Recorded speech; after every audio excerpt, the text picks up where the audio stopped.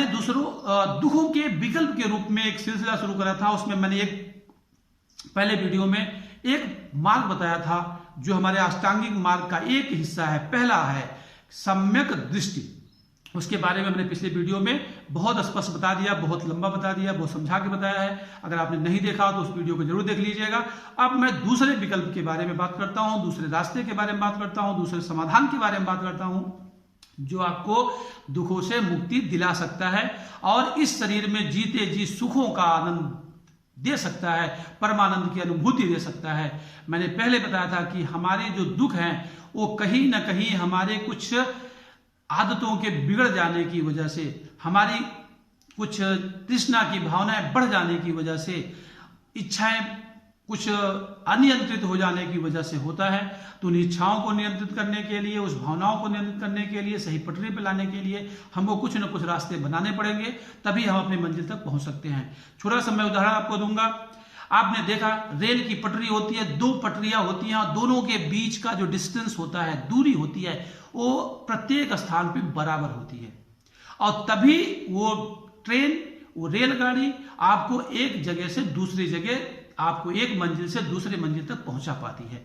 कभी आप कल्पना करिए कि रेल की पटरियों को थोड़ा सा फैला दीजिए, एक जगह 1 मीटर है तो आप दूसरी जगह जाके 1.5 मीटर कर दीजिए, तीसरी जगह जाके 2 मीटर कर दीजिए, फिर 2.5 मीटर, फिर 3 मीटर, फिर 5 मीटर। तो क्या कभी आपको ट्रेन आपके मंजिल तक पहुंचा पाएगी? कभी नहीं पहुंचा पाएगी, दुर्घटनाग्रस्त हो जाएगी, पूरे ट्रेन की बोगियां पलट जाएंगी और हजारों लोगों की जानें चली जाएंगी और आप मंजिल तो पहुंचना दूर अपने जीवन से भी हाथ धो बैठेंगे। उसी प्रकार से आप उसका उल्टा कर लीजिए। रेल की पटरी अगर 1.5 मीटर की है, आप आगे जाकर 1 मीटर कर दीजिए, आगे जाकर के आधा मीटर कर दीजिए, फिर दोनों पटरियां सटा दीजिए, तो क्या कभी ट्रेन पहुंच पाएगी अपने मुकाम पर? कभी नहीं पहुंच पाएगी। तो कहने का मतलब क्या है कि ना तो किसी चीज के हाई लेवल में अति करनी है, ना तो लो लेवल में अति करनी है। जो बीच का मार्ग है, मध्यम मार्ग का मतलब वो बराबर का ट्रैक होना चाहिए, दोनों पटरियों के बीच का जो डिस्टेंस है वो बराबर का होना चाहिए, तभी ट्रेन अच्छे से चल सकती है और हमको हमारी मुकाम तक पहुंचा सकती है। हम इतनी छोटी सी बात को समझते तो हैं उस मशीन के लिए, उस यंत्र के लिए तो समझते हैं, लेकिन अपने जीवन के लिए उसको अपनाते नहीं है, भूल जाते हैं, जिसकी वजह से हमारे जीवन में दुख आता है। और उसी दुख को दूर करने का जो हमारे महापुरुषों ने मार्ग बताया है, वो मार्ग यही है कि हम अपने दोनों पटरियों के बीच के, जीवन की जो दो पटरियां हैं, सुख और दुख के जो पटरियां हैं, उसके बीच का जो मार्ग है, जो बराबर पैरेलल चलने का मार्ग है, उसको अगर हम व्यवस्थित कर लें तो हमारे जीवन का दुख, हमारे जीवन का कष्ट और समस्याएं समाप्त हो सकती हैं और इसी जीवन में, इसी शरीर में हम सुख की प्राप्ति कर सकते हैं। मरने के बाद कोई आत्मा नहीं है, कोई स्वर्ग नहीं है, कोई मोक्ष नहीं है। जीते जो मोक्ष की कल्पना है, स्वर्ग की कल्पना है, वो निराधार है। आप कभी आज तक कोई भी एक व्यक्ति ऐसा नहीं बता सकते हो जो कि स्वर्ग देख करके आया हो कि स्वर्ग क्या है। किसी ने आज तक मोक्ष प्राप्त किया हो तो बता दे, कोई ऐसा आपको उदाहरण नहीं मिलेगा। अगर कोई सच में आनंदित है, सच में सुख में है, सच में आनंद में परिपूर्ण है, परम आनंद से लबालब है, तो निश्चित ही अपने जीवन को इसी शरीर में, इसी जीवन में एक निश्चित मार्ग पे, एक बराबर की पटरी पे ढाल के रखा हुआ है, जिससे वो कि आनंदित है और सुख का अनुभव कर रहा है और इस शरीर में पूरे प्रकृति का आनंद ले रहा है।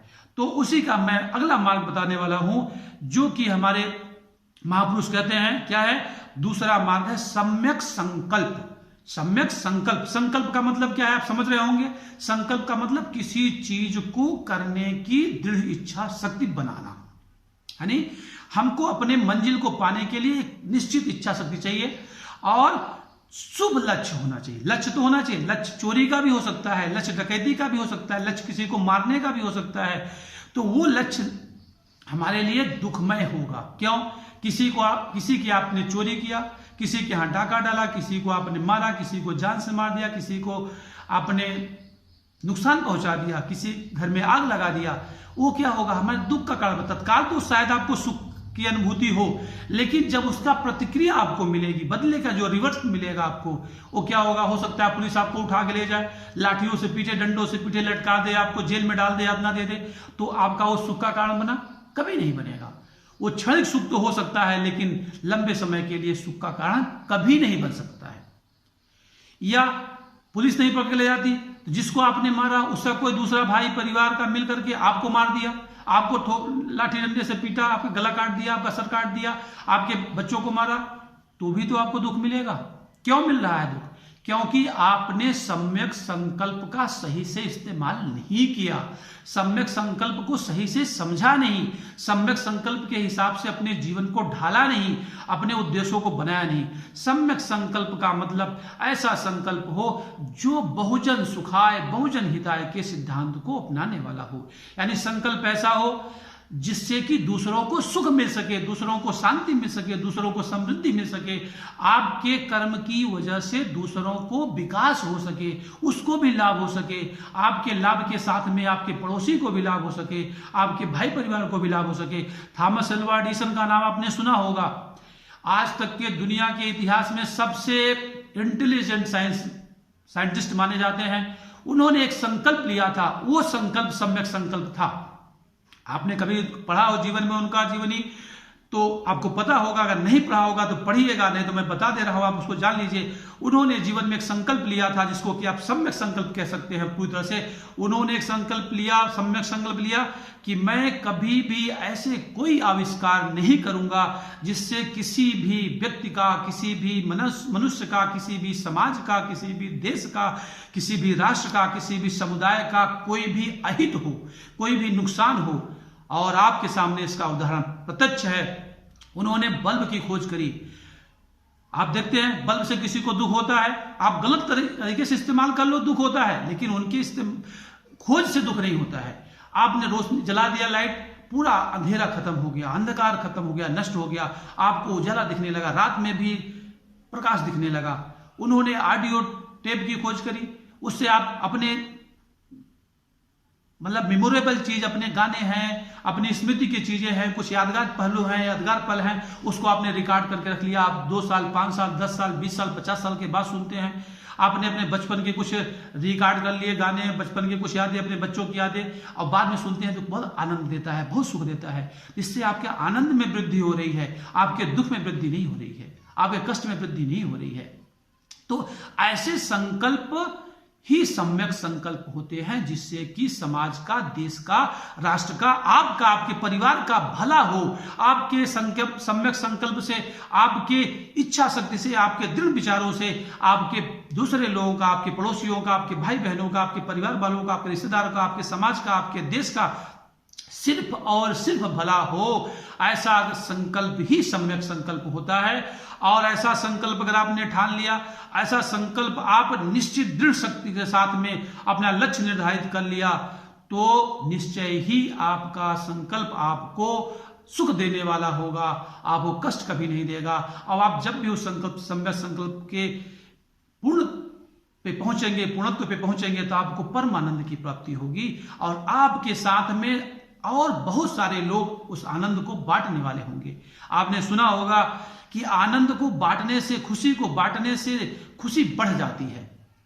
जितने गुना खुशी बांटेंगे, जितने लोगों को हम बांटेंगे अपनी खुशी, अपनी अच्छी भावनाएं, अपने अच्छे विचार, उतने गुना वो खुशी बढ़ जाती है, आनंद बढ़ जाता है। और उसका विपरीत क्या होता है, जितने हम अपने दुख को बांटते हैं, जितने अपने हम गम को बांटते हैं, उतना हमारा गम कम होता है, हमारा दुख और कष्ट कम होता है।